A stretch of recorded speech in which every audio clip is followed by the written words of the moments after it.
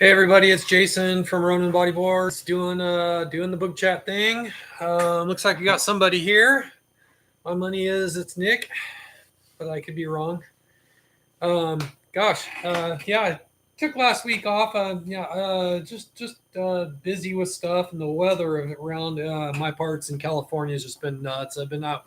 I had quite a few days without power over the last week and stuff. So yeah, it was out for over a day, one day. So yeah, and then we've just been flooded in areas and stuff. It's been crazy. Anyway, but a little bit of rain happening right now. We got another day of it, and then I think it looks like we're going to start getting some clearer weather, which is going to be nice. We need to dry out just a little bit. The rain has been nice though. Anyhow, couple people here. Yeah, if anybody has questions, fire away in the chat windows. I'm taking questions, and then I'm just going to go through a few of my boards and stuff. Yeah, I got one day this past week in between all the storms and stuff. It was kind of, I don't know, 8 to 10 foot out front. It was, it was pretty legit swimming. At my beach, it's quite the paddle when it gets that big. It's, there's no channel, so you just gotta. It's all about timing sets and putting yourself in the right space and not putting yourself in a bad place. Otherwise, you're just gonna get pounded and take 10 waves on the head and just get washed back in. So it's better just to time it and give it a go to make it out. Anyway, yeah, I had a really fun session, but there's only really been one surfable day in between all the all the storms over the last week or 2 weeks. It's been nuts. Anyhow, hey Nick, hey Sessions, how's it going? Yeah, so shoot, yeah, can't wait to get some more water time, man. I've just been itching to surf. But like I said, it's just been the water quality, and it's just been looks like chocolate milk out there in a lot of in a lot of the zones. So just really not worth risking an ear, nasal, nose, or getting sick from dirty water and all the runoff. Anyhow, so I guess last week I think I ended off with number 26, which was my tombstone. Um,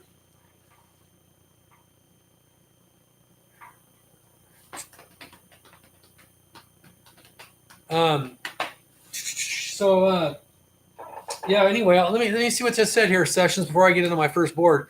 Hot thing, never liked it, but the model is awesome. What could I use to color it? Acrylic.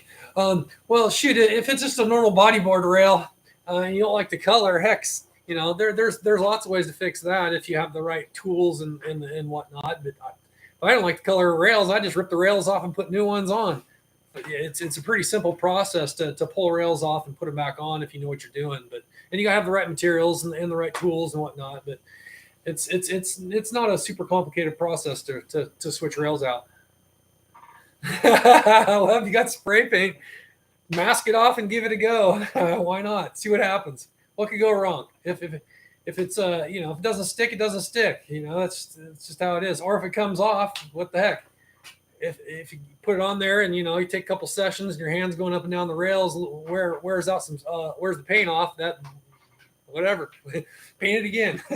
Or then rip the rails off, or send the board to me, and I can re-rail boards. If I've had people send me older boards that are like, old vintage boards that they just want to have, little touch ups done to them and stuff. I don't mind re-railing old boards if doing deck laminations and slick laminations. That's a whole other game when you get into restoring old boards. But yeah, that takes a lot more work to do those processes and not damage the core. That's what you ultimately have to do. Is you have to get the old stuff off and then put new stuff back on. You can't damage the core. So, and you can't over sand, because if I just take and peel, like say if it's a deck skin, if I have to peel that off, you have to sand it off. You can't really go in there and cut it or do any of that stuff. So it can really mess up a core of a board if you just try to rip it off.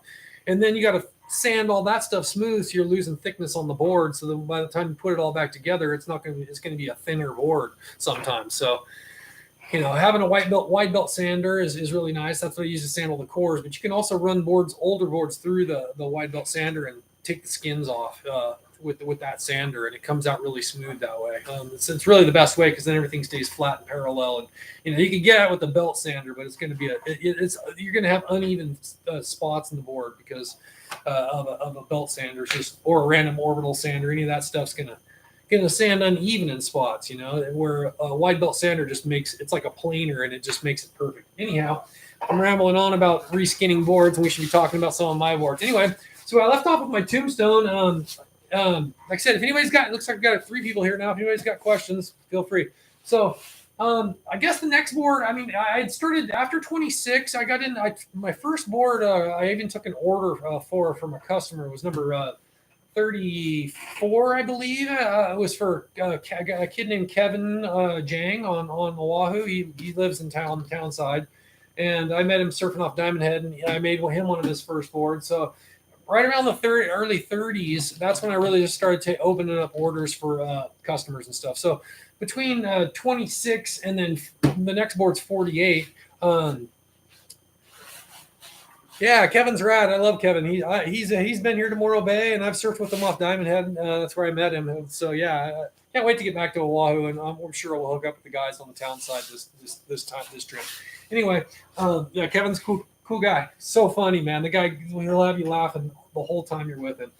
He's such a comical guy. So anyway, 48. I had done some other boards, and you know, I'd started getting into, you know, my number 13 is a full 6 channel, but then between that board and then I'd started getting into fading 1 channel into 2 channels for even customers. And Kevin got one of the very first kind of 3 to 6 kind of styles, or a 3 to 5, I think maybe was his board. It took, you know, the tri channels that I'd been doing on a lot of boards, and it just put an extra rib in that channel, but not as long as the rest of the ribs. So what you get is, you can see it on this board, is that it has a wider channel. You know, it's 3 channels in the front, but then as it starts fading through the tail, it gets another bump here. And what that does is, as the water's tracking through the channel, it's going to hit this bump, and it creates even more surface area and more bite throughout the tail.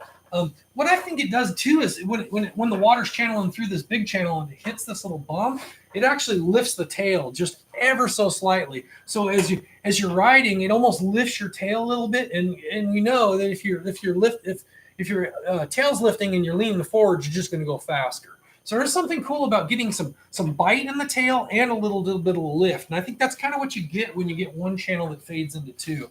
Just kind of my own take on it. So yeah, this board was really cool. So I mean, it was the first 3 to 6 I had made for myself. I've rode the heck out of this board.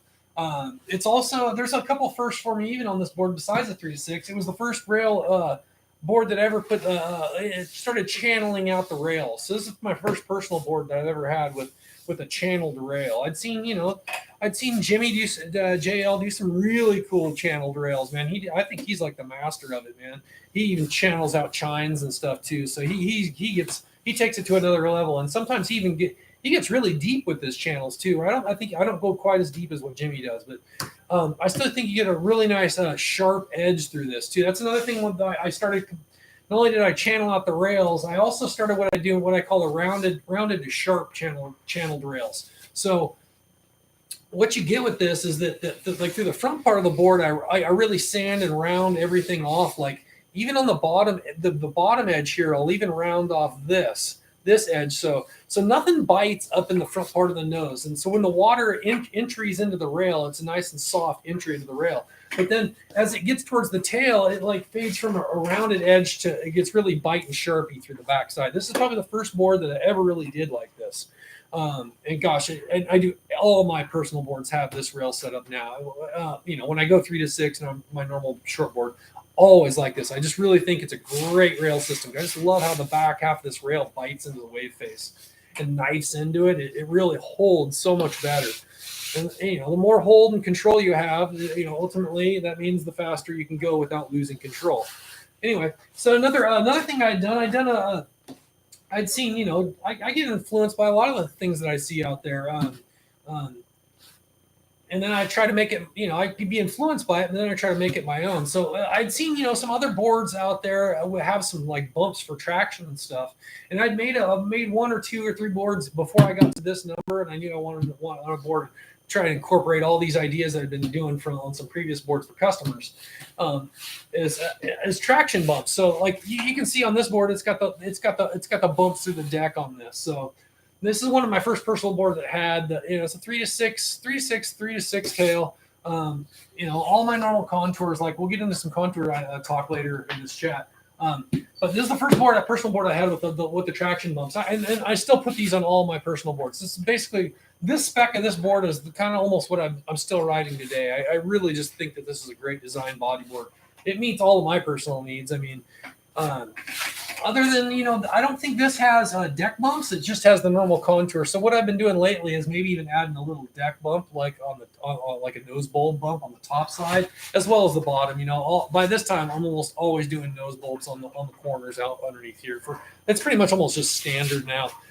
That and slick mesh, slick mesh and nose bulbs to me just should be on every single board ever built. It's just my personal opinion.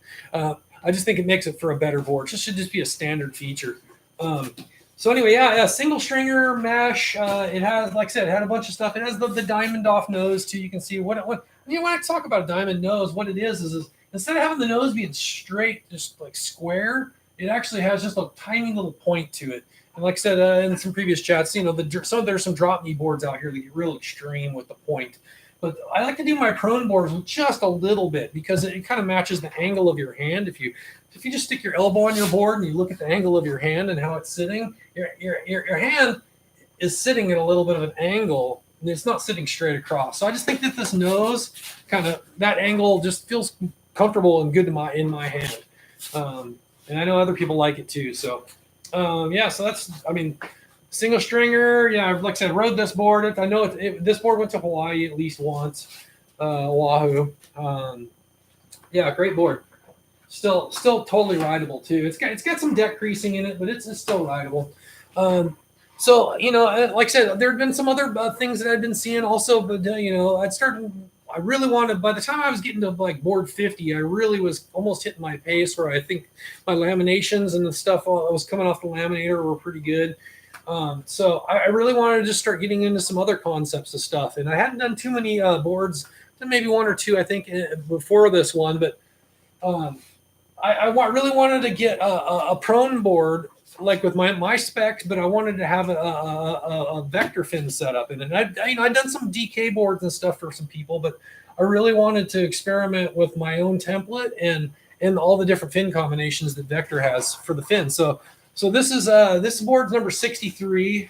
It's still in pretty darn good condition, really. I've ridden it. I've put some time in on this board. And you can see it also has a thruster setup where it has, and I wanted to play around with the other fin boxes from FCS. So this is the only board that I've ever put this system in. They're usually almost always the round ones like this nowadays, because I really think that this for bodyboard is just a better system than these, because the way how it sands out, there's not a lot of plastic left around the screw of this. It's kind of hard to see on here, but these plugs just are just better for putting on the Surlyn because of how they sand and finish out. Anyway, so like I said, this basically is the same board as that one over there. It's all the same specs. It doesn't have traction bumps in it, and it doesn't have a tail piece. But also this one also has a double V stringer. So the stringers go from the tip of the tail to like the center part of the board. So there's like a double V stringer in this. So that's the stringer. So a lot of my older tubes board had that. So I figured, I'm used to that flex on a board. So let's put that in here, put slick mesh on it, and let's try this is the first thruster setup. I don't really think I've ever even seen a thruster type setup for a boogie board really out there. Anyhow, so basically I ran the gamut through all the different vector fins and stuff. So I tried them in all the different positions just so I would know the different feels and stuff on them. I had a lot of fun sessions on this, but ultimately now I've learned that I've done like the full double plug vector fins like that. These are the VDs. These are the biggest ones they kind of make that are the double pluggers. So I've run these two of one each side here, and then a center fin from Vector, which is like, it looks like this one right here. It's just like the small little. But it's just a single plug, VFC, I believe is what they call this one. So that I would just throw this one in here, and then these in here, I think it's really, that's the most bite I've ever felt the bodyboard. It just you can hardly even turn the board. It just tracks and holds, and it does not release at all. It's just incredible how much hold it is there it provides. It's crazy. It's too much for me. I just realized that it's just, for at least the waves that I ride. I mean, I realize once the waves get massive, I think there might be some benefit to a board that just goes on rail. You point it to the shoulder of the wave, and you're just hauling ass, and you don't want your board to side slip out. I think there might be something to a setup like this in bigger conditions where you're not spinning, you're not going for errors. All you need your board to do is hold its line, and you can make that shoulder. There's something to a setup like this in big conditions. But for smaller, softer waves, I think it's just way too much bite, and it really limits you to the things you can do. It's just, it's harder to spin, obviously, because you just, with all the bite, you have to get all the skegs out of the water. So you're way up on the nose to try to release this board and get it spinning. It's hard to get the fins out. So over time, after all the different fin combinations, and I have the smaller, this is the VS, which is the smallest this profile, which I really ended up liking this fin the best. But all I would do is just put it right here in the center position. They wouldn't even run fins on the side. This board also is flat. There's no channels in it either. So ultimately, that was the best setup that I like out of all the different fin combinations. I just like the small vector fin right in the center part of the tail. And it provided just enough bite in the tail because it's a flat bottom board. It's going to be sides. If you ride this thing without any fins, it is a little side slippy. But as soon as you drop this thing in the tail in position right here, all of a sudden, all that side slip in the tail just is gone. And you can, because it's so far back on the board, you can still get it out of the water and spin the board fairly easy, So really, that's how I ended up liking the board. And I know I've talked. I know there's quite a few other guys out there that I've been putting. I know Rio, just on his recent board, we just put one single fin in here, single plug fin in for him because he's been running that now and again. He'll just throw the single fin in the back. So. And I've done some other thruster setups recently, and I could do offset it for DK riders. So this one's kind of set for prone, so they're like parallel across. They're not offset like what you do for a DK board. But you can offset and still put the center plug back here, so you can even have more fin combinations. And why not? It's only one more little plug, so. If you're gonna do 4, what it would take to do a double plug on each side, you might as well just throw the 5th one in there and then have some stuff. Yeah. So it was a fun experiment for sure. I learned a lot about the fins and what the kind of the little bit different characteristics are between the different fins. Even though I'm just a prone rider, I'll drop knee a little bit, but I'm mostly just a prone rider. I don't really get into doing DK stuff just because I have really bad knees from skateboarding. Anyway, so for 48, that was 63. So I rode 48 for a very long time. That one that I just showed you over there, the purple bottom one with all the bumps and the channel rails. I rode that all the way up to over 100. So I got to 100, I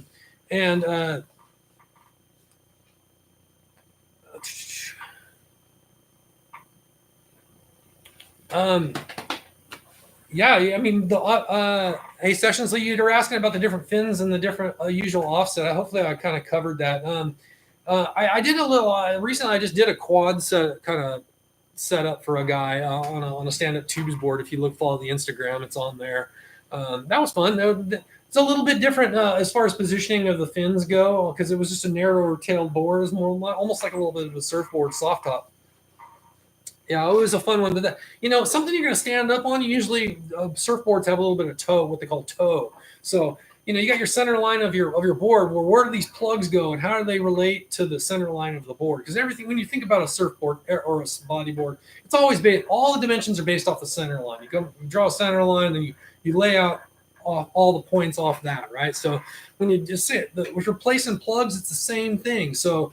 How do those plugs relate to the center line? And that's how you base all your dimensions off that. So when you're doing DK boards and stuff, all the DK boards and vector boards and all of the stuff you see me building, they have 0 toes. So basically, for bodyboards, you just want to have the plugs parallel to the center line. Now, when you get into stand-up boards, you'll see boards start to toe in a little bit. And that's because there's more curve in the rails of surfboards and the stances are different. And, the weight distribution is entirely different. And I just learned through the talking with Ryan at Vector that all the boards they do, they're all parallel to the stringer, and that's the way that I've been doing. Unless somebody wants to get specific with different toe angles and with plugs, I can do it, but you got to be kind of specific and have some knowledge with plug placement if you want to start getting into that stuff. So I run everything just parallel. But that stand up one I just did recently, I did a little bit of toe in. If you look at those, they toe in just a little bit.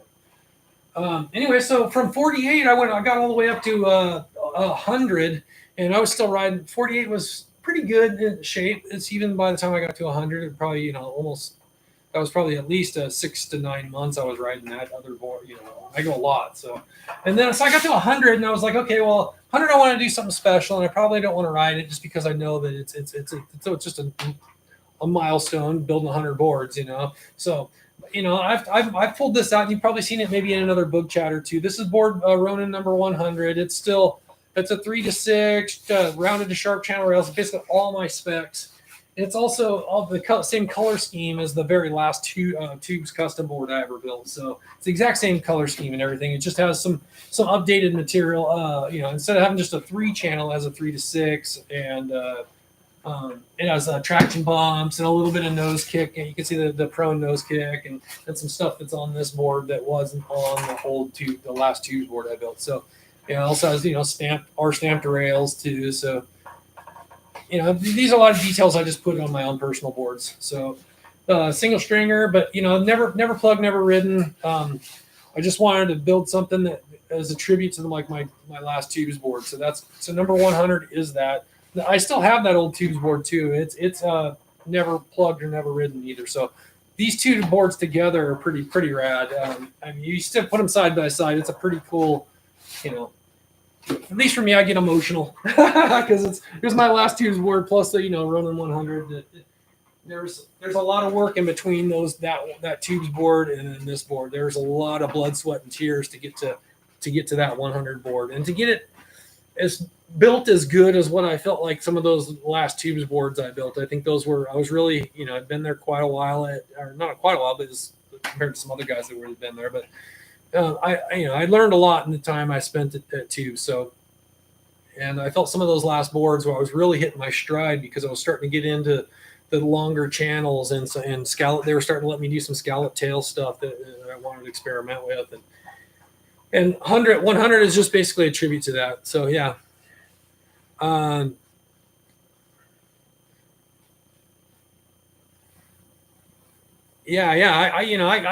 do replications of sessions. I do, I've had people like, oh gosh, I love this. Is my favorite board. Can I send it to you and you can rebuild it?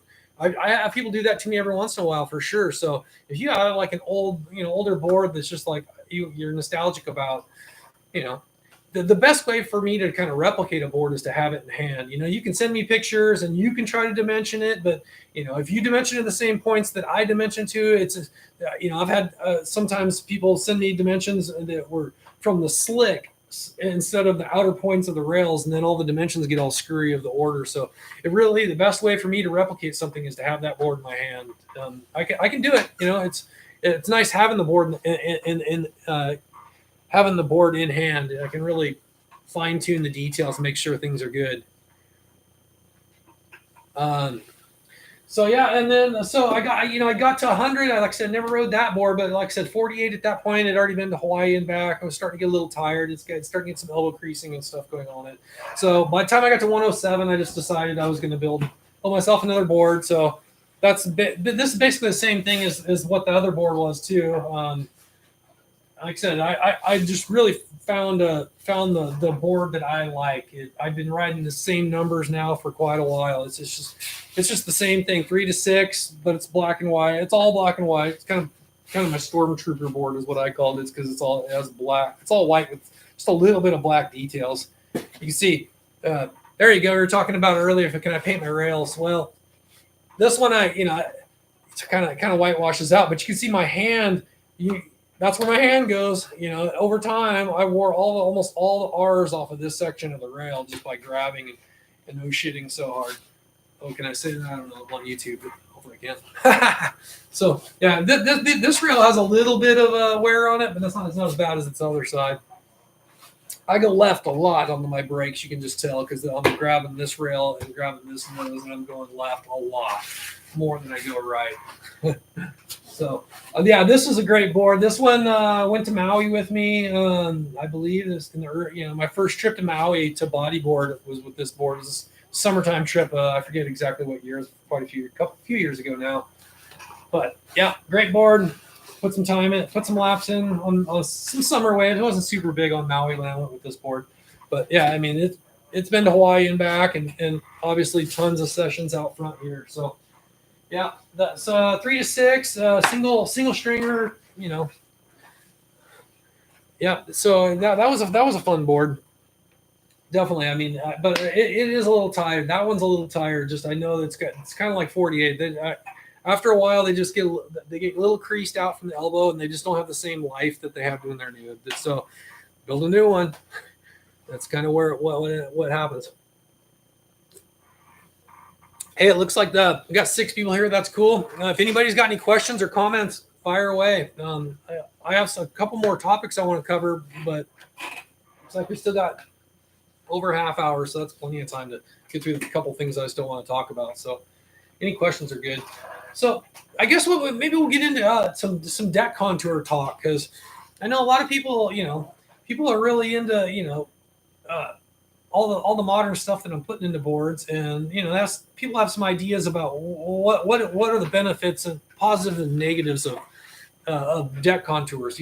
For years, boards are just flat decked, and then actually deck contours have been around for a long time. If you do a little bit of history and research, man, I mean, there's some old turbo boards that have all kinds of crazy, and the stuff that Moray was doing, like some of the J reel boards have some really cool early deck contours and stuff, with mostly like raised rails and maybe some deck bulbs or some thumb grooves and stuff like that. That was kind of where it all started. Was just and I know for me, when I got into bodyboarding in the early 2000s, there was still all kinds of stuff that had been done long before. But most of my boards in the early days were all flat deck boards, and it was really hard to get tubes to build me boards with deck contours, because they were worried about deck delaminations. And over the years now, the techniques that were how we the sandwich of materials have gotten better. There's another layer that goes in there now that really helps with the deck contours, and it prevents a lot of the deck delamination issues that a lot of like the 90s and 2000 boards had, where if you had like deck contours, you're almost guaranteed you're going to get a bubble in one of those things because of the nature of how things are laminated together. But anyway, so deck contours, there's the history of them is pretty cool, but when I got into in the early 2000s, in my first couple of boards, I was like, okay, cool, and then I started seeing some other boards out there. There was probably some science boards maybe out there, and Custom X had some cool stuff, but most of them were like maybe see a thumb groove, maybe you see some palm dents by then, and maybe a hip groove. Hip grooves were like probably the first contours I ever had. If you go back and watch some of the previous Boog Chats, some of my first tubes. Not my first board, but it wasn't too long before I started incorporating hip grooves into my tails. And that's because I just found that that's what the thing is with contours. They're all there to improve your control of the board and help you attach to your board better. Just the interaction between your body, whether it's your hands, your hips, your elbows, whatever it is, whatever's touching that board, deck contours are there to improve that connection to your board. And in that connection, you get more control. And the more control you have of your board, when you don't have control, that's a bad thing, right? The less control you have is bad. So the more control you have is going to be a better situation. It just means you're going to be able to go faster. You're going to be able to stick to air. Your board's not going to come sliding out of your hands. It's not going to get ripped out of your hands as hard when you're duck diving. I mean, there's just so many benefits to deck contours. So, like I said, like some of my early boards were crescents, but then I got into V-tails pretty quickly. And even on a V-tail, I noticed that like my hips would slide around on the board in certain situations.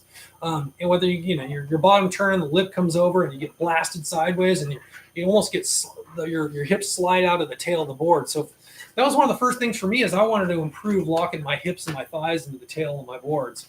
But it wasn't too long after that where I was like, okay, well, I want to improve the grip of my board too, like where I'm holding on with my hands. So, I had a hip groove, and maybe I had like Tubes had like this horseshoe cutout that they were putting in a few of, like, well, forget the name of the model that they had. They did a couple years of it, but it was just like this big horseshoe cutout around the nose and almost through the elbows. And I go, oh, that kind of makes sense to me. And by this time, I'd probably started doing even more research with deck contours and seeing some of the stuff that Science was doing and Mike Stewart and Mez were doing on some boards. And I was like, oh, that, taking the horseshoe cutout around the nose and then having hip grooves down in the back. I'm like, oh, well, why doesn't all this just connect, right? And I've talked about this a little bit in the past, maybe in some previous Boog Chats, but it wasn't too long before I came up with my deck contours that I'm putting. You saw it on all the boards I just showed you tonight. It's, this is the worst reason why you wash this out. But yeah, this contour. So it's, it's the same thing. But I didn't see a need to make this as fat up through here, because that's just your forearm. Your elbows end up in the elbow pockets here, which is fine. But like I said, the more you take, we'll get into this a little bit of some of the concept. We're just going over some design ideas first.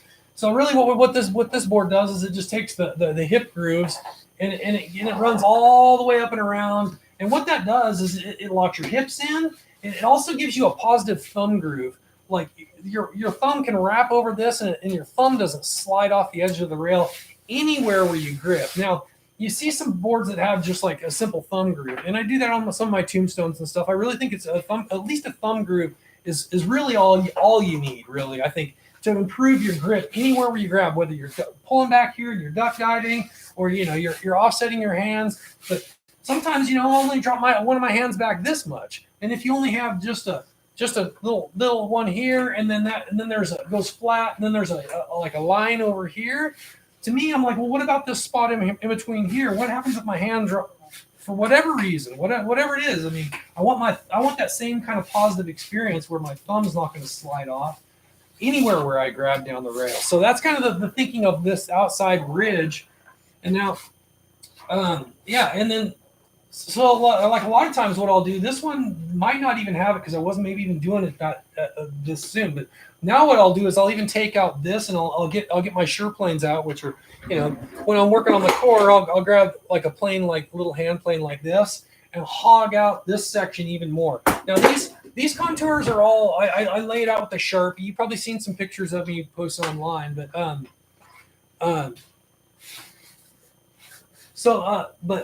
these lines are all laid out with a pin, and then I come through with a router. Basically, so to get that shape into you got a flat piece of core, I lay all the lines out, and then I want to hog something out. That's the thing with contours. Now, there's two ways to put a contour in a board. You have a flat deck of a board. You either have to go down into the board and hog something out, or you got to add something on that adds height to it. Okay, so Sessions, you were saying the raised rails, and that's it, man. That's one of the ways to add a contour in a board, but you're taking a flat deck board and you're adding something on and raising it up, right? That's why it's called raised rails. So basically, I just have little strips of polypropylene core. This is the same. I use the same to do that. I just add on a little piece. And just heat. It just goes heat to heat, and it's just polypro to polypro. And I put the little piece down, then it's shaped off and round off and match the rail angles, and I ease off all the top edges and stuff. You really don't want to trap air anywhere through the lamination. So by easing everything off, and you don't leave pockets where if the skin doesn't get totally in there, you want things to be more mellow. So that way you're not trapping air in the lamination. That's another thing, is like when you go to router things out and all that stuff, it really is good to take the edges of everything, because my router bit that I use has a little radius to it, but the top edge is still kind of sharp. And so like when you have to get all the skins to stick in all the contours and stuff when you're laminating. So, and the roller on the laminator only will push down on stuff that's flat and level. So anything that's hogged down into the board, you have to get in with your hands and some towels or t-shirts or whatever you want to use, something soft cloth, and you have to get in there and you have to push in there by hand on all of those spots that are lowered down or routed down and or hand shaped down in the board. That's all done by hand through the lamination process. The roller won't do that. The roller only does things that are flat. So now things that add on, like raised rails or like the traction bumps, like this, you can see this one has the bumps on it too. So these little bumps are all just little pieces of foam underneath the skin, and they're put on just like the raised rails, or like the nose bulb, deck bulb. Deck bulbs are another thing. Like this board has, if you can see, I can start to put them into the corners of the decks. It's like the same process of putting it on the bottom of the board down here, but you also put it up on the top. So not only do you get a little bump on the bottom for your fingers to grab over, there's also a little bump up here that kind of almost goes up into the palm of your hand. It just really makes for a really better corner to grab onto. It just you don't lose your grip as easy off of a nose that's put together like this. You also, like I said before, you don't have your thumbs falling off anywhere. Also, you for your elbow too. That's another thing. A flat deck board, if you don't wax, a lot of guys wax, and that'll help keep your elbow from sliding off the board. But having this little ridge also stops your elbow from sliding off the board too. So there's all kinds of cool little benefits just from this pattern. And this goes, some guys like you pull your elbow in too. You see a lot of guys that'll, and say, well, when you're riding out on the outside of the rail, like if you're cutting hard, sometimes you see a guy like pull his elbow in almost like this. It's almost like dislocating or something. But so, having this come in just a little bit in the elbow pocket just gives you a little bit more, maybe a little bit where if you can slide your elbow in, you're still getting some positive out of it. And then all of the the scallop tail here, and then this getting hogged out, it really locks your thigh and your hip into the tail of the board, so you're not sliding around. Your hips lock into the tail of this board so much better than any type of crescent or V or anything. You're not slipping and sliding around near as much on a scallop. A three scallop tail is really my favorite as far as locking your hips into the board. It's just incredible how much more, like, you just don't slip and slide around the tail of your board. It just really locks you into it. It's hard to put to words, but until you ride it, you'll be like, oh my gosh, people have all these,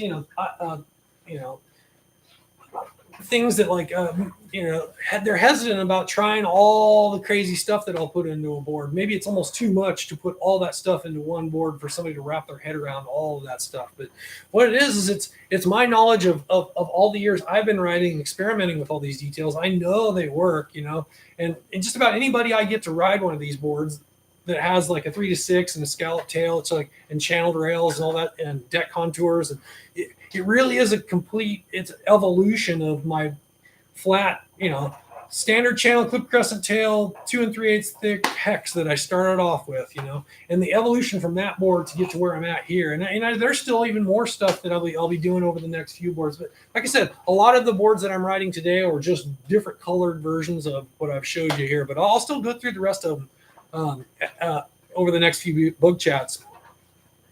In the early numbers, I have a lot of personal boards between like 1 and 50, just because, like I said, I really wasn't taking orders, and I really wanted to experiment on my own dime and my own time before I started taking people's money for boards.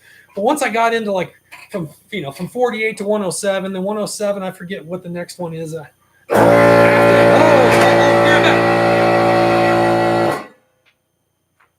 compressor. Sorry about that. But yeah, I really started gapping my boards out. I wasn't building near as many as close together with the numbers. I just don't, ride a board till it dies and build another one. That's kind of my thing these days. I usually will ride it till it dies, and I don't really tend to go back. So I just ride the new board till it dies, and then I build another one. I don't go back very often to ride my old boards, just because I'm always so stoked on the one I have, and a new board is always so much more responsive and has more pop than a board that's been ridden, taken to Hawaii and back, and it's just not the same.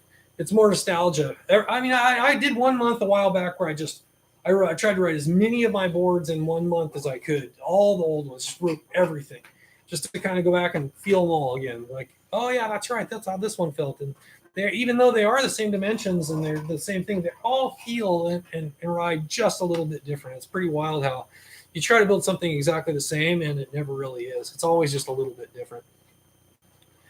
How grippy, JK? How grippy are the dots? Yeah, I get that question a lot. Is what you know? How much? What is it at?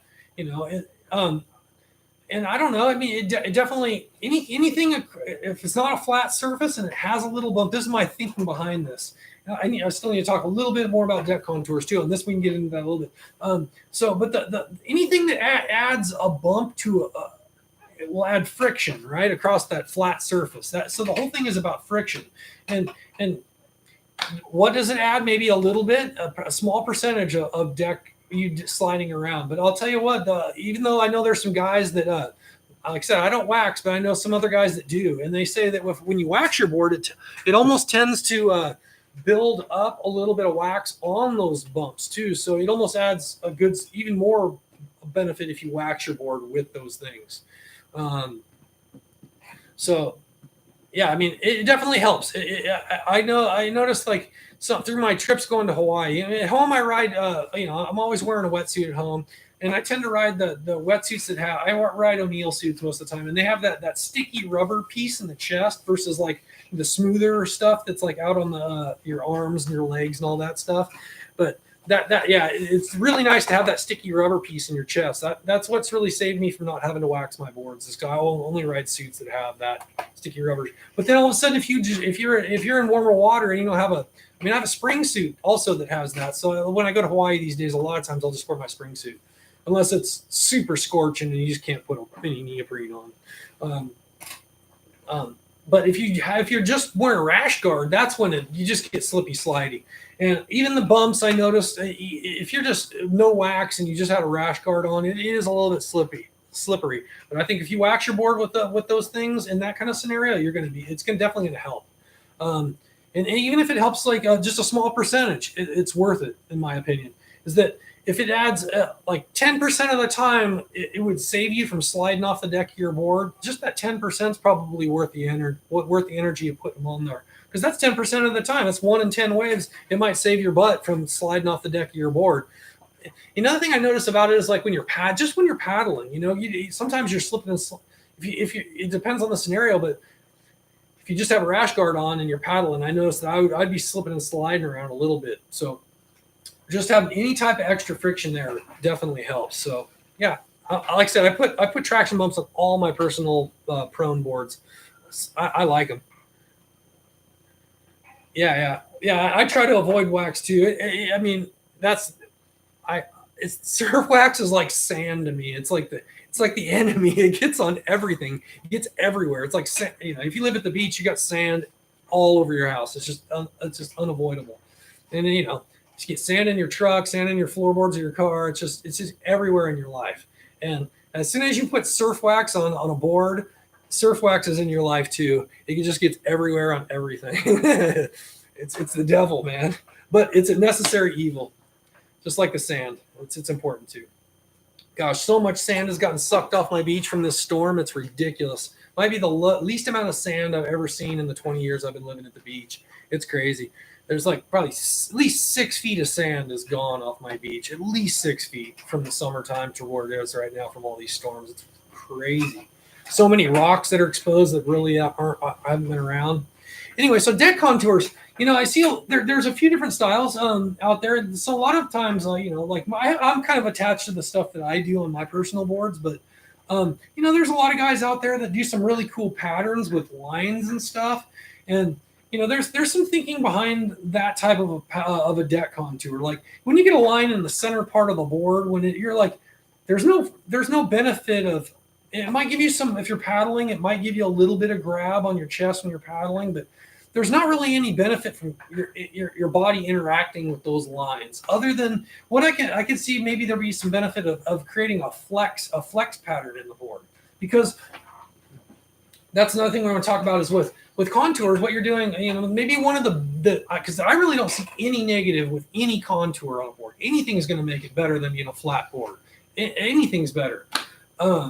But the negative thing is that you're taking volume out of your board. So like I said, when I get in there and I lay all those lines out and then I router everything, all that foam out. Well, you're losing volume out of your board too. So like if you're used to a board that's a certain thickness that has a certain amount of flow, you got to imagine as soon as you start cutting into a board, and also with the channel work too. So not only you're taking volume out of the bottom of the board with all the channel stuff, you're also taking volume out of the top of the board with the contours, the ones that go down into the board. Now, stuff you're adding on only adds volume, right? But anything you router out takes away volume, and your board's not going to be as buoyant because you're not going to have as much foam. It's not going to float as much. So that's, you might want to think about, if you're going to put a bunch of contours and a bunch of channels in board, maybe go a 16th or an eighth of an inch thicker than what you do for your normal board, just because you're taking so much more foam out of the board. Something to think about, if people are hesitant about, it's gonna take too much away from the board and it's not gonna float me. Well, then the beautiful thing about a custom board is you can just get it a little bit thicker, and that'll compensate for all the foam that you take out of the board. And you'll still have basically the same volume, but you're going to get all that channel and all the deck contour work without losing any float. So that's one of the things that the only benefit I can see, or not a benefit, or a negative, is that you're taking volume out of the board when you're doing contours. But there's ways to put it back in. But I said just go a little bit thicker. Absolutely, Sessions. I think that they're, I think that's what we're seeing a lot with the modern boards these days, is that they're going a lot thinner. And back in the the early days, everything was 2 1/4 was a thin board. 2 3/8, 2.5 inch thick. I mean, like there were some really thick boards back in the days, and over time, boards have gotten thinner and thinner and thinner because guys realize you don't need all that float, especially the more powerful the wave gets. I mean, yeah, you still need. You need some volume to maybe get into it, but then once you're riding and you're going, if you're on a head high plus wave, you're going very, very fast. Okay, so as soon as and it's going to be a big wave, and it's going to usually have a steeper face than a softer, flatter wave, right? Something that's 10 foot is going to definitely be standing up more. And that gives you more of a wall to come down, and it makes you just go faster. And that kind of energy is usually moving faster and aside, from out to sea to the land too. So just the nature of the energy of the wave is going to provide you more speed, right? Okay, so as soon as you drop in on a wave that has, and you're on a super thick board, or any board, all of a sudden, all that buoyancy doesn't matter because you get lift, right? As soon as you get up to speed, it's like a boat. You think about a boat. When it's sitting dead in the water, it sinks down in. But then as soon as you start motoring, the thing just starts lifting up out. And you're not riding in the same place. Once you get forward momentum, it creates lift. It's just one of those hydrodynamic things. And I think that the only time you need a thicker board is to catch the wave, really. But then if you once you become an experienced rider and you're riding in heavier waves, you're going to put yourself in the right spot. Just the knowledge you get compensates for needing extra volume. Okay, so what happens when you drop in on the wave and get all that lift, and then your board is extra buoyant on top of that? You just start losing control. Stuff starts side slipping out because, okay, now going thinner and less volume, what that's going to do, it's going to allow you to sink into the wave more, right? So then you're going to come off the bottom, and your rail's going to, because your board's thinner and it's not as floaty, it's going to engage the rail more, and it's going to bite and hold more because you have less volume coming with all that speed, because you got so much lift going on, but you're going to have less buoyancy, so you're going to sink down in on the rail, and then if you have multi-channel type of system, all your channels and your rails are just going to bite into the wave more because you're not as buoyant. But you have all that speed, you're not worried about lift at that point because you're going so fast and you have so much lift that all that extra buoyancy is not necessarily a good thing when you're going really, really fast. If you're riding so soft, mushy waves, that's when I think volume makes sense to me. Like I showed you maybe in the last chat that I had my big old tombstones, 46-inch, super thick, man. It can catch a ripple, man. It is ridiculously easy to catch a wave on that board. But you take that board into overhead conditions, and it's going to be a nightmare. It's going to be side slipping all over the place, but it's just the right board for the right conditions, really.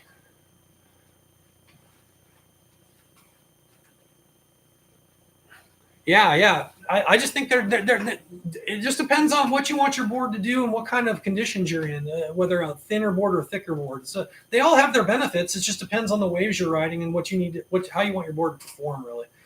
there's benefits to both. Like I said, there's benefits to a thick board. If you're especially if you're a heavier guy, you just need more volume than a guy than 120 pound, Grom. You need more. If you're pushing 250 and you're the uncle, you gotta have a little more float, man. That's just how it is.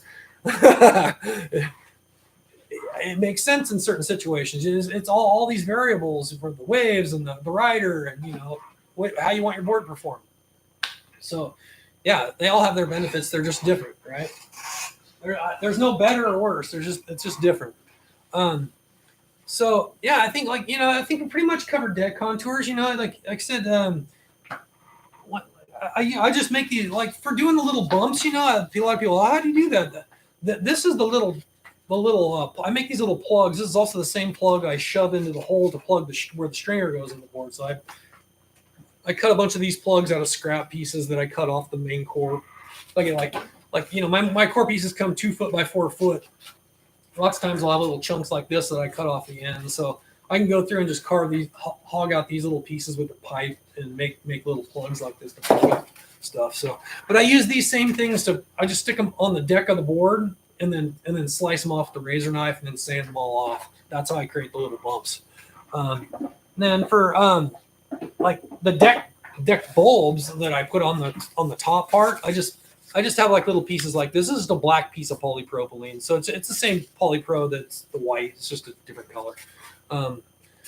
So I just have cut little pieces like this, and then I put them on the deck of the board and trim them all off and sand them all off. That's how I create the deck bulbs.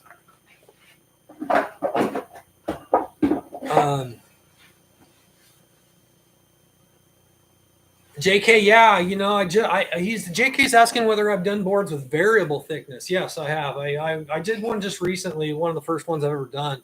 Well, it depends. I mean, there's a few different ways. My board 212 is pretty awesome. Well, obviously we'll get to that, and probably not the next Boog Chat, maybe the one after that.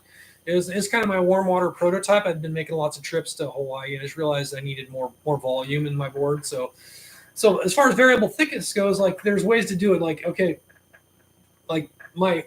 What I did was on my 212 board, I basically just took with my contour. You can see this whole center bump that runs down the middle of the board that doesn't get hogged out. Basically, I made that an 1/8 inch thicker. So it's this whole center bump on my 212 boards an 1/8 inch thicker here than the rails. So it basically steps off, a 1/4 inch down into here and then an 1/8 inch back up out to here. So basically it's a multi-router way to do that. And it's all done. I do it all by hand or with the router. So it's all routed off. And then on the bottom, what I did was with the other one's a quad. So I did more of the Opalo style where there was a quad, but I took the channels really far up into the nose. And then but it also follows the rail line with those channels. So that instead of being more straight, like how the 3 to 6s are kind of set up, these ones are more curved to follow the rail angle. So that line here and that line here, if you can imagine if it was a quad setup, that whole center bump through there is also an 1/8 inch thicker than the rails out here.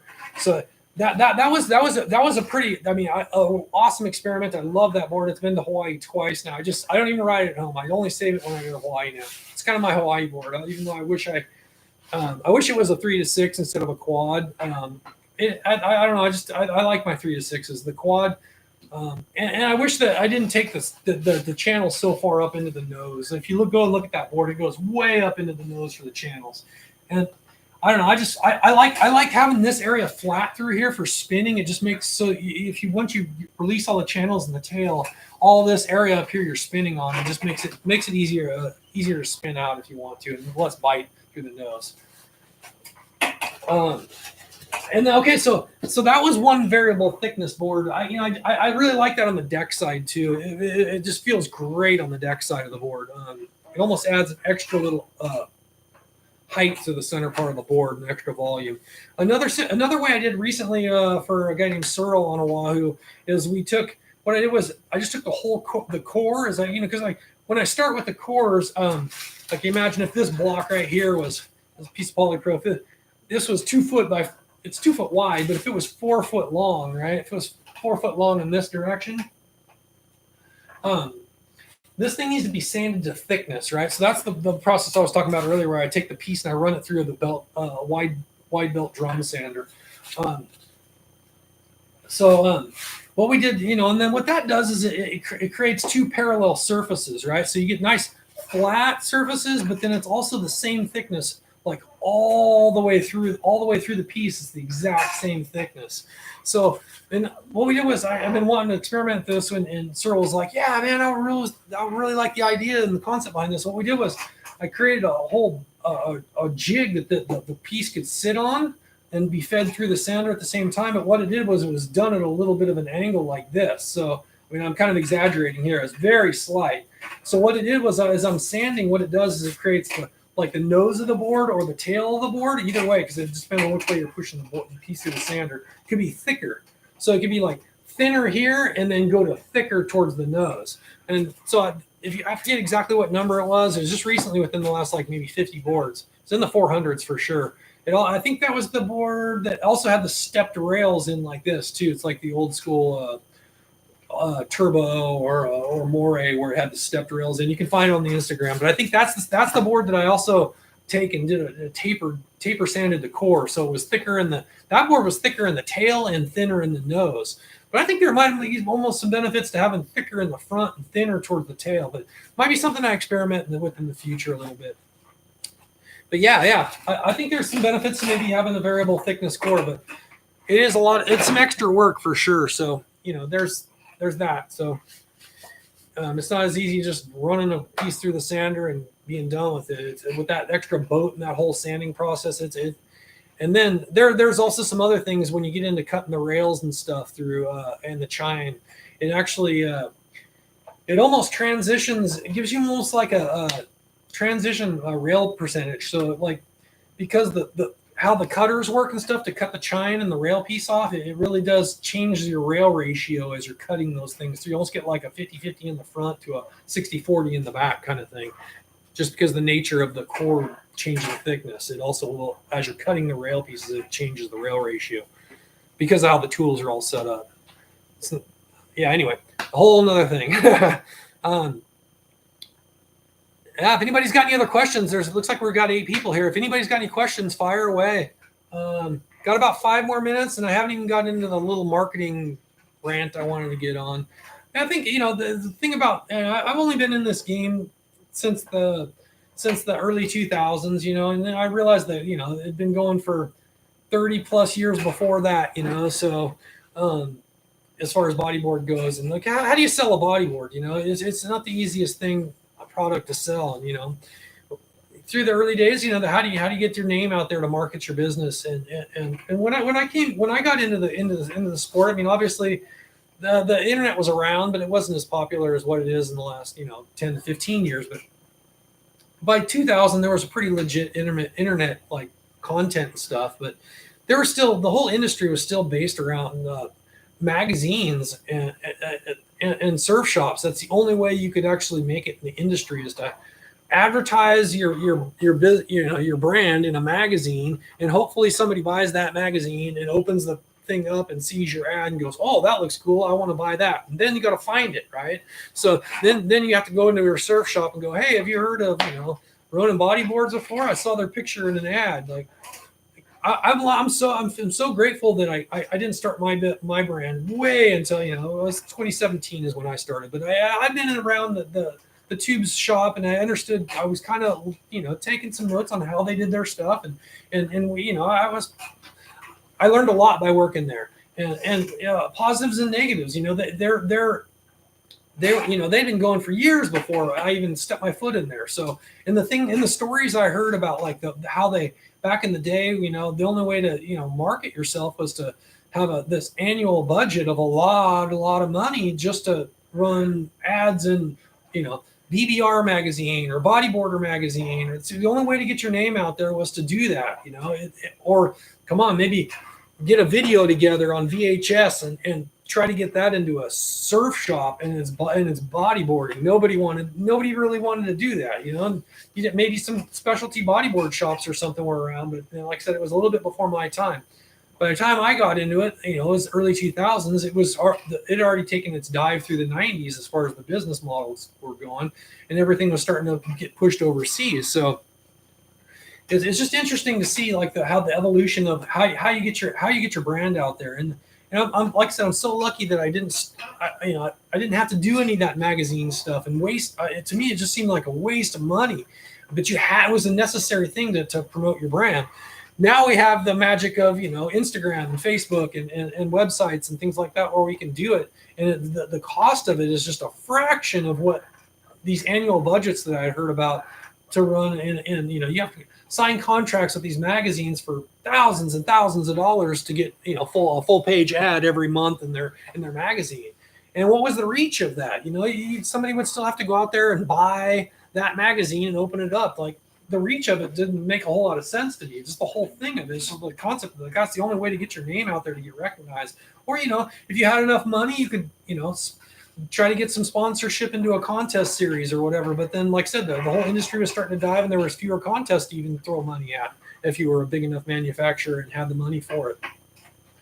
I'm a one guy thing. Like, I don't have the money to throw at contests and have a big, huge team of writers and all this stuff. I just don't. My business model isn't really set up to be able to be on that level of stuff. If anybody has any ideas or stories or whatever, feel free to type away, because like I said, I ramble on these topics, but I really want to try to encourage people to comment and stuff and help me out with these conversations. But now I got a couple thousand followers on Instagram, and I try to be pretty active on there with my stories. And then like I said, I just post my boards these days on the main feed. And I'll do something every once in a while, but mostly it's just boards. But I do a lot in the story with how I build a board and some guys that are riding my boards that they tag me, and I love to repost stuff like that. It just creates really cool content. And not to mention how much brands would have to pay a photographer just for these pictures. And now guys, then we're in this digital age where it's so instantaneous. Guy will take a picture that morning, post it on Instagram, and by the end of the night, if it's an awesome picture, it's all over the place. Everybody's stealing it if it's cool. Not stealing it, but using it. And that it's kind of sucks for the photographers maybe a little bit. They probably don't make as much money, but it's all I would love to throw money at some photographers. I mean, like, I can't believe the work that Nick does and Matt on Oahu. He's amazing, man. I've helped him out a little bit here and there, and he makes all the little vinyl transfer stickers I do. He does some other stuff besides photography, but the guy sets a pipeline almost every single day with his camera. I mean, he works for Jamie O'Brien. He's a super cool guy, man. But he loves to take pictures of bodyboarding, which is a pretty rare thing. Everybody wants to take pictures of Kelly Slater and Jamie O'Brien and Mason Ho and whoever's out there, but this guy is just like following the bodyboarders around, making sure they get shots and generating content for bodyboarding. And I'm sure he doesn't make a lot, but he survives somehow on the North Shore, which is really cool. That you can be a bodyboard photographer and still kind of survive just on doing that. I mean, he hustles, man. He's on it every single day. I really have a lot of respect for Matt. He does a lot of really cool stuff. He's worked hard for a lot of years doing it too. Nick, you're an amazing photographer too, man. You take all kinds of cool pictures. I really enjoy your content too, and I really appreciate all the tags that you and Sterling do. It's really cool. I wish more people were as proactive with creating content as you two guys, man. You guys do a great job. You guys are a great team. Appreciate all the work. But yeah, I mean, so we're lucky that we live in this modern age where how much does it cost to repost something on Instagram that's some really cool shot of somebody riding my board? It cost me nothing, and then the reach is thousands of people almost instantly. It's really cool that marketing is so easy these days, and creating content. To have that picture all of a sudden reproduced in 5,000 magazines, and then how much does that all cost, and how many trees are they cutting down for all of that to create this really cool ad? I mean, it gets immortalized. That's the thing about modern times is people see the picture and then it's gone forever. It's where if you have a magazine, you can go back and see it, look at it, and find and really appreciate the art of the photo. Versus these days, things are so in the moment. Saw it, okay, next picture, swipe left, next. which is cool. But it's just we're in this really cool modern era of being able to market our business for virtually nothing, is except for your time. I put a lot of time into the social media stuff and doing this. And this is another way to market my business, and way for me to be transparent to people and be like, okay, well, this is the guy that you're going to talk to when you send an email, and this is the same guy that's going to package your board up and ship it out. And every step between, it's all these hands, it's all in this brain. I do everything from A to Z. I do for this business. From ordering the materials even before you even talk, it's all me. I mean, I don't have nobody helps me. So I really enjoy all the control though. But the downside of that is that my production can't be as high as some of these shops that have 20 to 100 employees running around the shop. I just can't do the volume of boards that those guys do. And I never really wanted to. That wasn't why I started this brand. I really wanted to just do really cool one-off custom boards for people. I didn't want to get into the production game where I gotta make 500 boards this week. Otherwise, I'm not gonna be able to pay my bills. That sounds. I won't be able to make payroll and make sure everybody here has their paycheck on Friday. I mean, that's the next level, is you start hiring people and you get into higher production to be able to cover your costs. And that's the next level of the business. And do I want to be there? I don't know. I really, really love where I'm at right now and the freedom I have and the control I have. So, yeah. Monk, you want to talk about asymmetrical? Yeah, definitely. There's some really cool concepts with asymmetrical. It's all stance specific stuff. And in fact, after the boards I'm working on right now, I'm going to be building 2 asymmetrical boards that are going to go to Australia. So 2 boards for one guy I'm shipping to Australia. So that's the next set of boards I'm going to build. Yeah. So it's all stance specific, and it's all has to do with pivot points. You don't ride each side the same way depending on your stance. Your pivot points are definitely different whether you're your front side on the wave or back side on the wave.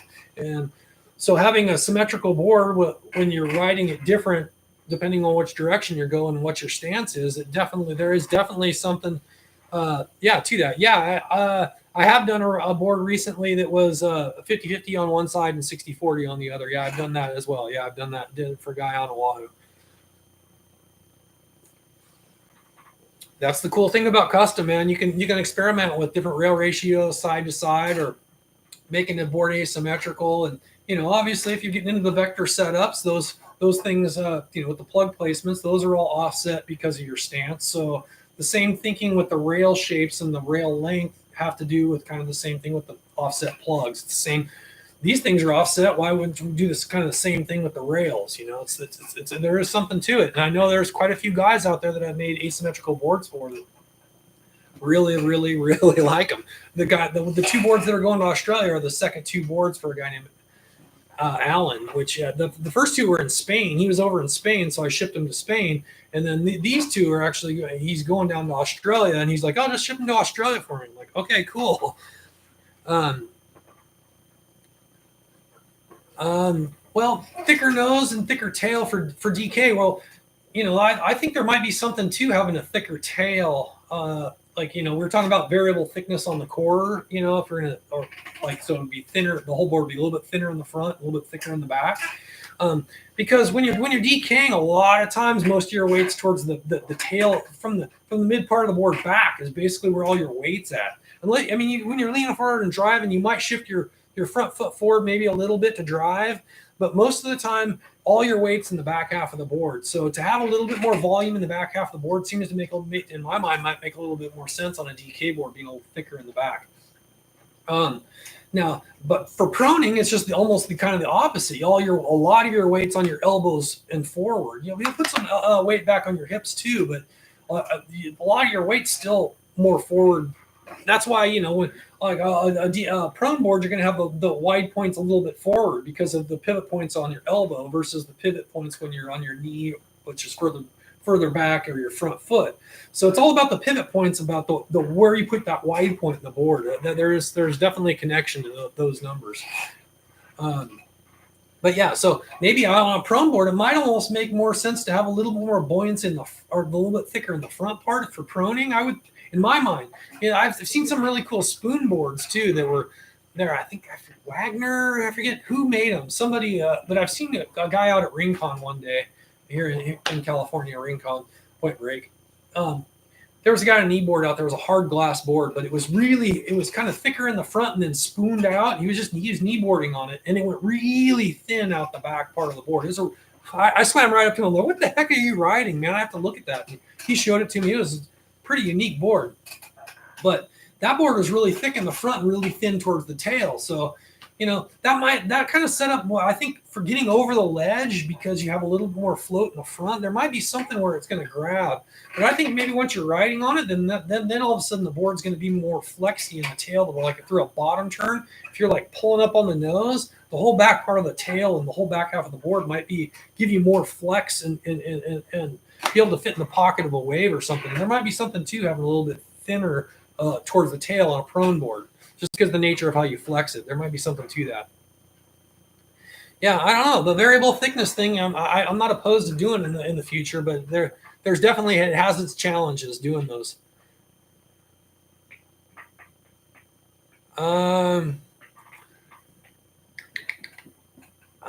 Well, the wide points, yes. Well, as far as DK, when we were talking about the asymmetrical DK, is definitely the nose to wide point is different, and then the wide point's also different. So basically, what I like to do is I would just take like a normal DK, say if you ride a 43-inch DK board, maybe a good place to start would just be going, okay, well, for my backside rail, if I'm regular stance, I'm gonna take my backside rail, which is on my left side. I don't know how it's all showing up on the camera, but you're going to take that wide point, and I would make that rail a 42-inch rail, and then your other rail a 44.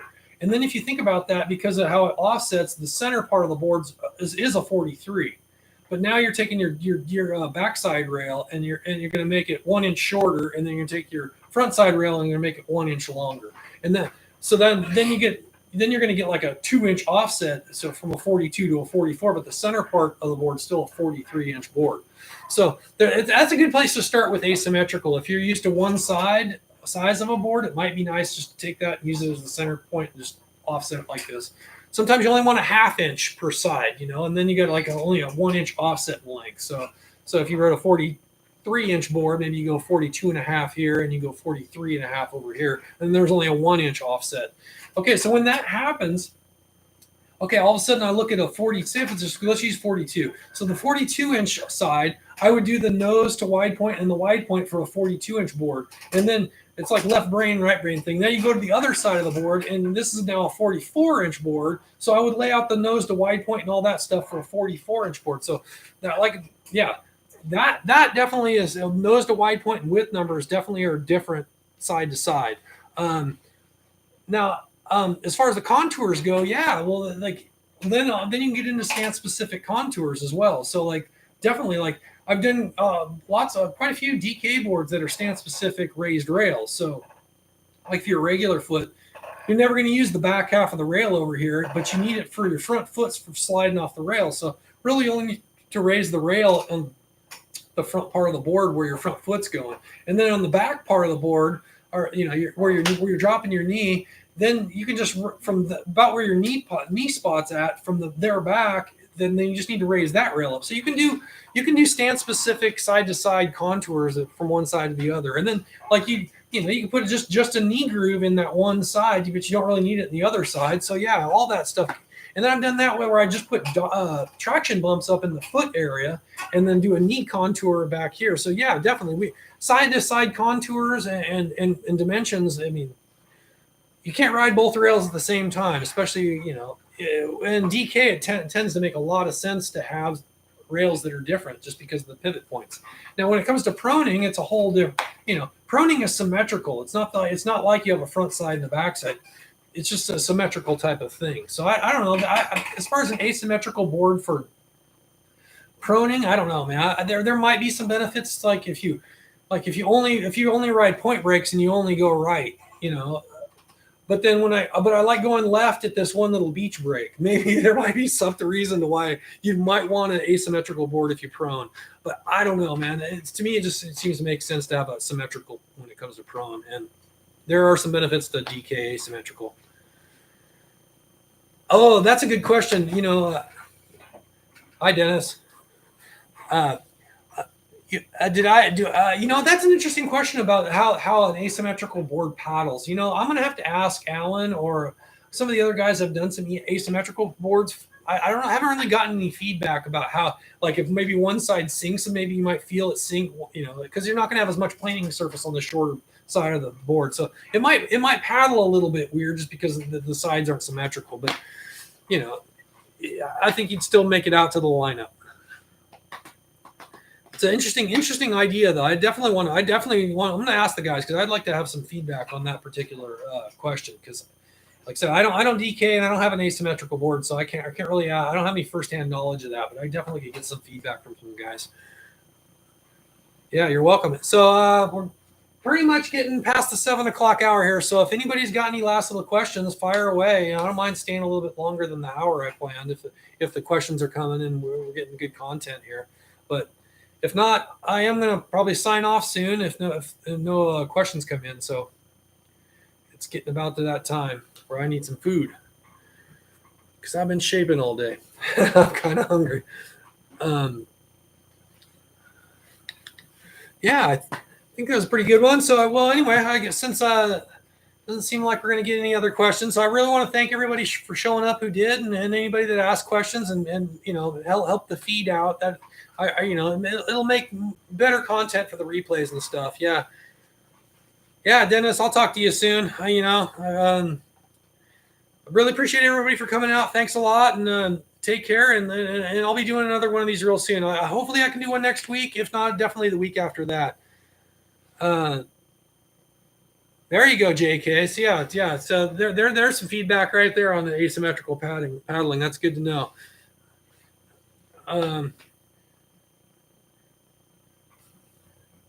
Glad everybody showed up, and I appreciate everybody for being here. I really do. These things are a lot of fun for me. And if anybody's got any questions or comments, you can always throw it down in the lower part of the feed. Or any suggestions about what I should talk about on these things. Yeah, Sessions. That's the beautiful thing about the numbering the boards is we can always go back and recreate any of those boards because I have all the spec sheets for every single board I've made, so I can always go back and pull some colors from this or some channels from that or some deck contours from that, and we can smash up some cool thing that's your board, not like anything else that I've done or anybody else has. That's the cool thing about custom. So that's what I'm about doing. All right, guys.